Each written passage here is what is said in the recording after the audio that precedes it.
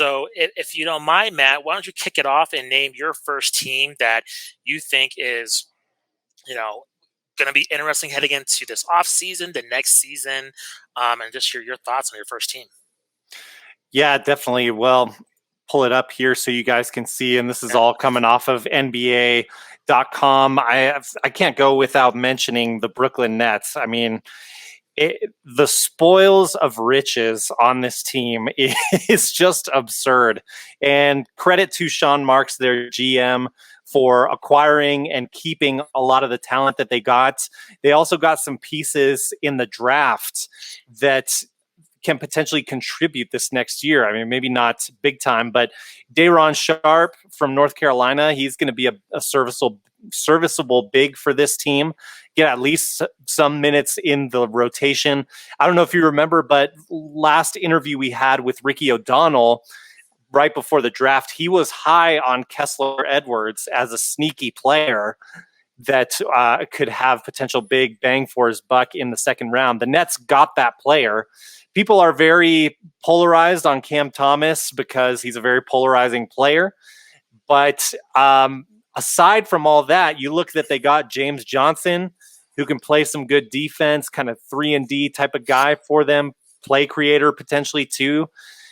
You look that they signed Patty Mills. They took him from the Spurs, 2 years, $12 million, very reasonable there. Yeah. You look that they retained Blake Griffin on the veteran minimum when he could have made more money, being, again, a very serviceable, useful player he proved last year. You look that they retained him on the veteran minimum. It's just ridiculous, and they may not even be done here necessarily. There's rumblings now about LaMarcus Aldridge. Justin, I saw you retweeted this out from Woj earlier today. If he clears medical requirements, he may be able to also join this team on the veterans minimum or maybe reunite with Dame in Portland. But look, this team has to be the title favorites, even over the Lakers. I don't want to step on your toes with the Lakers here, but in my opinion, this team, if they're healthy, should win the finals. I'm comfortable saying that this early on. That's about all I got here. You didn't see a big three like this with this much depth, like back in Miami in the Miami Big Three days. It's just incredible. You look at the names on their bench and their starting five, and it just almost doesn't make sense. Justin, please, your thoughts on the Nets, and then give us your first team. Yeah, so I feel you.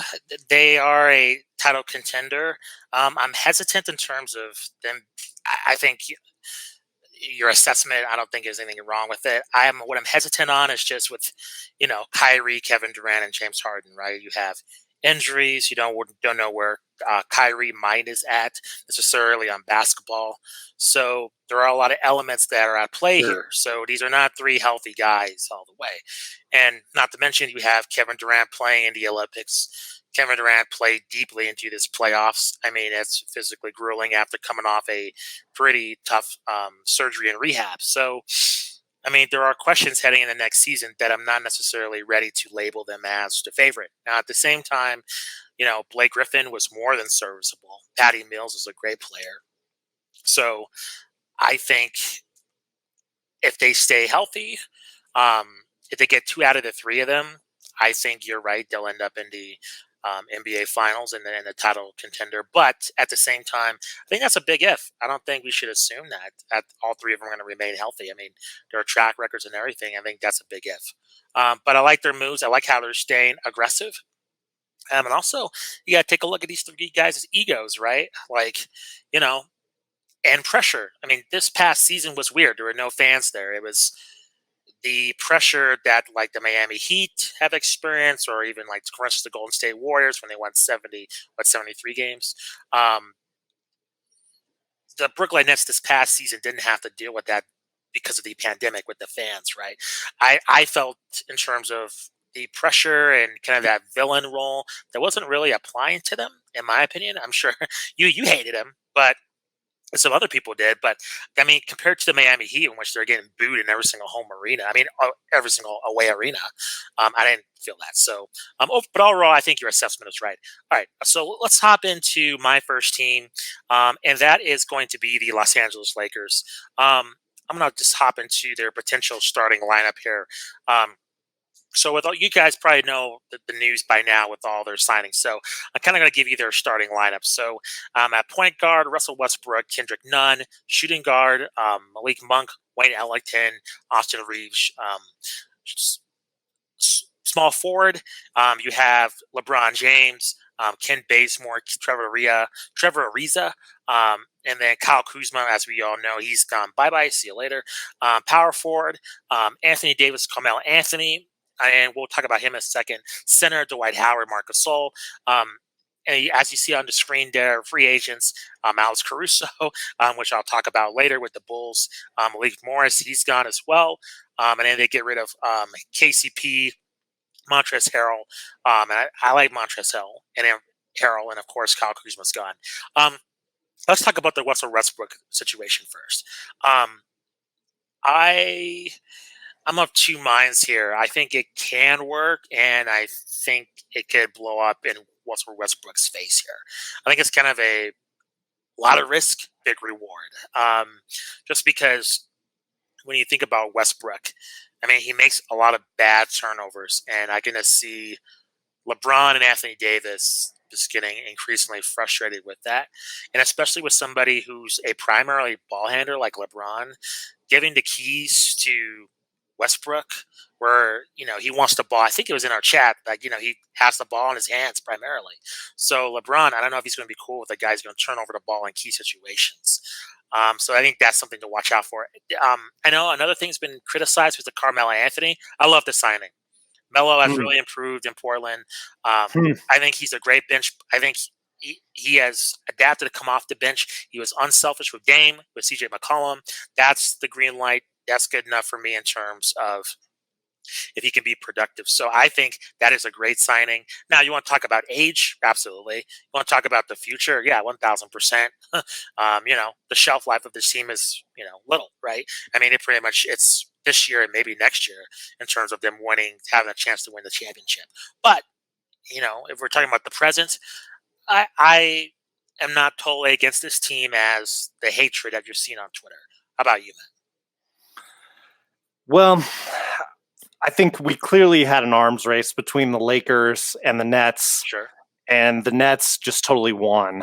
I don't see any other way around it. I think Westbrook is a great ad for the Lakers in the regular season. I think in the fourth quarter of the playoffs, if he's taking the ball out of LeBron's hands, that's where I have a big problem with this. This team is title or bust as constructed. I don't think Westbrook brings them closer to a title.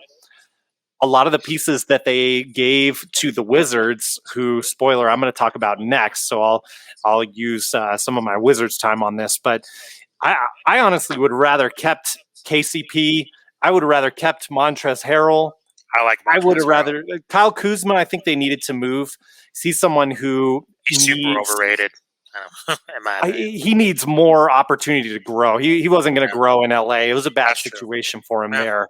I know you're not high on Kuzma. I think a lot of that is fair. But it's just not a good situation for him in LA either.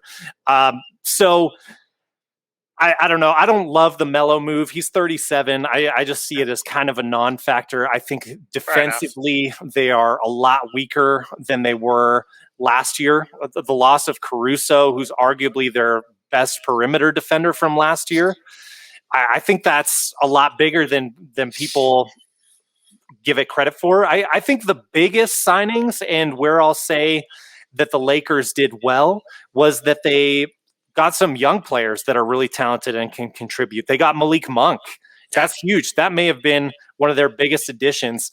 But to kind of wrap this up and move on to the next team in the interest of keeping this quick, you've got Carmelo Anthony, LeBron James, they're friends. Okay. You got Russell Westbrook, seems to be cool with LeBron. You've got Dwight Howard on this team now. It was a good experiment for them 2 years ago. It wasn't the very first time he was in LA. No. Very combustible situation with Dwight for a guy Yeah. who is not going to contribute all that much to this team. But, Off the recent bench. history with the Lakers has been better. So Yeah. I got to say that.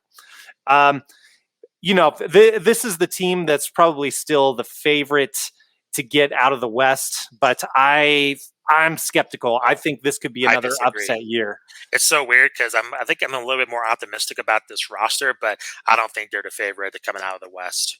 Mm, Um, but it's weird because I don't dislike their moves totally, but I mean with the Warriors, I think they're going to be a factor as well as the Suns. I don't think they're a fluke either, but we'll hop into that. So go ahead, man. for sure, for sure. So piggybacking off of this, I'm going to talk about the Wizards real quick. They Well, made some significant moves here. We talked about the Westbrook trade and what they got for that. Here it is if you want to see. This isn't yet complete. I know there's stuff on this list, even from NBA.com, that's missing. So I hear you guys, and I don't know when you're going to see this. So there may be stuff missing. Always fluid with free agency, right? But basically, they get Kyle Kuzma, Montrezl Harrell, um, Kentavious Caldwell Pope. They also get a second round draft pick in this 5-team trade. It's looking like, last I checked, they also get Aaron Holiday, who's a serviceable guard from Indiana. A lot of people were talking about him heading into this offseason.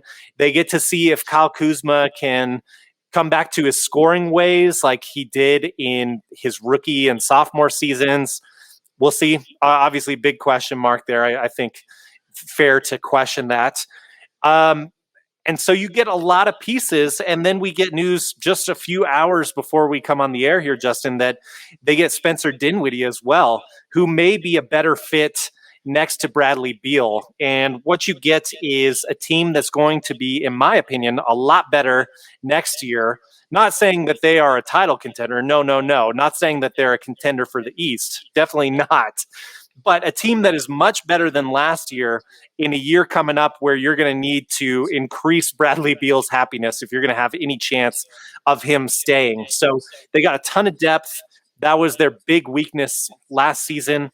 And that's what I have to say about the Wizards. What are your thoughts on their moves? yeah, not too much, but if I'm Bradley Beal, I'm thrilled about this. Me And too. with the East, I think to me, if you take a look at the injuries and the way things have played out, I mean, they have a nice team there with a lot of experience. So you never know. I mean, the chips fall where they may. Where I could see them in that top 5 seeding possibly. I mean, they have the pieces there to take advantage of it. So if I'm a Wizards fan, I'm happy about this.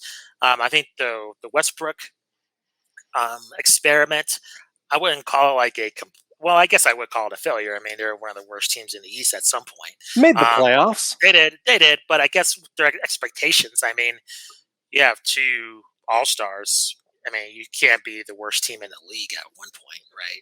I mean, now you have to account for COVID protocols, but still, I mean, at one point this team was a laughing stock. I mean, At the start of the year, for at the sure. start of the year, I mean, that's just inexcusable for a team with players of that caliber. So I think this roster constructed at this point, I think there should be some semi expectations with this team. So I'm feeling pretty good about the Wizards in terms of them being in the middle of the pack. So um, I think they're going to be very compelling to watch.